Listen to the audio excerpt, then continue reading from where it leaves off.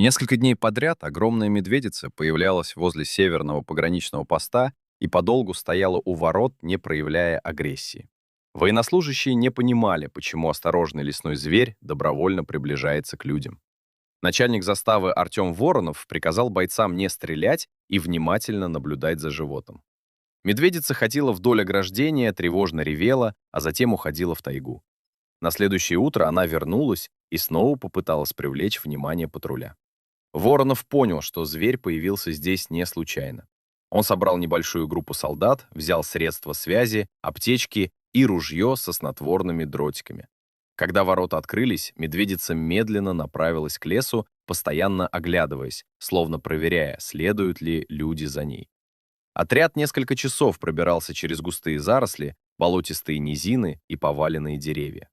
Зверь держался впереди и терпеливо ждал, когда бойцы отставали. Наконец медведица остановилась возле заросшего оврага и издала протяжный, жалобный рев. В высокой траве лежали два маленьких медвежонка. Они были живы, но не могли подняться из-за серьезных ранений. Рядом Воронов заметил воронку и металлические обломки.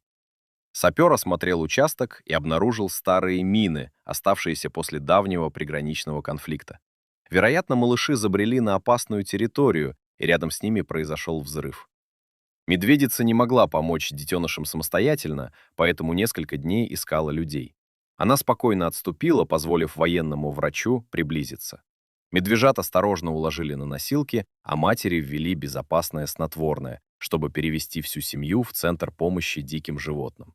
Один малыш нуждался в срочной операции, второму обработали раны и зафиксировали поврежденную лапу. Медведица тяжело переносила разлуку, отказывалась от еды и постоянно звала детенышей. Когда их состояние улучшилось, сотрудники открыли перегородку. Мать бросилась к малышам, начала облизывать их и прижимать к себе, а наблюдавшие за встречей люди не смогли скрыть эмоций.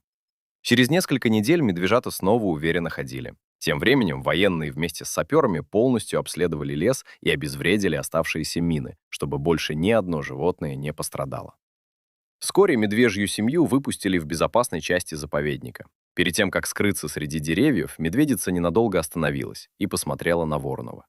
Он понял, что этот взгляд был ее единственным способом поблагодарить людей за спасение детенышей.